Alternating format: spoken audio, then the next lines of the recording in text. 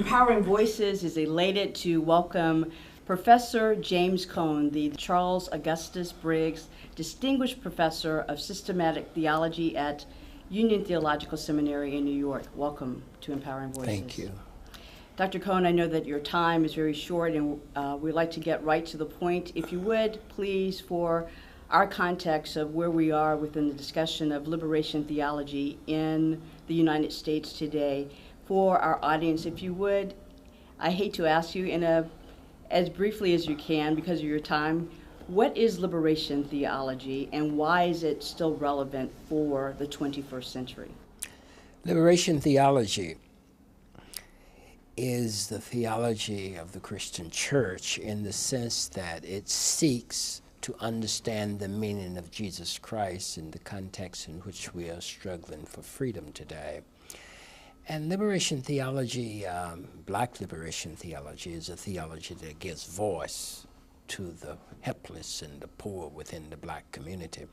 So liberation theology is always relevant as long as there are people who are suffering and who need salvation from oppression.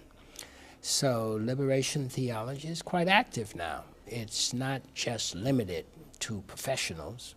It is acted out in churches today, where people are seeking to make the gospel relevant for their lives in a sense of trying to achieve more justice than what they have. And why should the world be at this point of making this work, seeing this action of liberation theology within the context of the social injustices for today? Well, you know, the gospel is concerned about the fullness and wholeness of humanity for all people. And when people don't have that wholeness, that fullness in their lives, there is a need for someone to give voice to their hurt and their pain.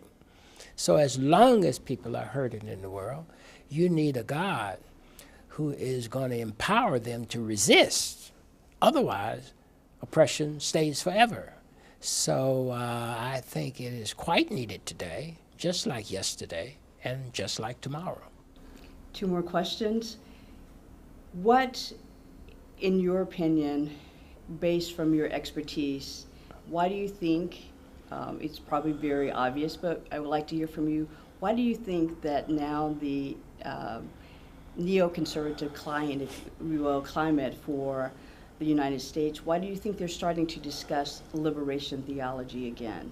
And from what I would say, it's to promote, do you agree that it's to promote fear for the public in terms of not helping us to be able to move forward, to get the social injustices resolved? Well, you know, I think anytime people start resisting, you're going to get people who hold the power, who like things as they are, you're going to get them mad. You can't preach the gospel without getting people mad. I mean, the gospel is a gospel that inverts the value systems in this society. So the neoconservatives come out because people who are victims are no longer wanting to stay victims. As long as you stay silent, then they will be silent. The louder the poor squeals, the louder those who resist them are going to make their voices heard. So neoconservative, freedom is not free. You have to take it. And when you start taking it, people are going to resist you. And so that's a normal thing. I think you have to expect that. Our last question within the context, the title of our podcast is Empowering Voices, Uplifting the Voice of the Voiceless. Based on your work that you have given us, can you speak to the importance of empowering? You have used the word empower in our brief conversation. Yeah, empowerment is crucial. Empowerment is like talking about liberation because people don't liberate the poor. The poor liberates themselves. You may join solidarity with them, but you have to take your own freedom, and you can't get it unless you're empowered to get it.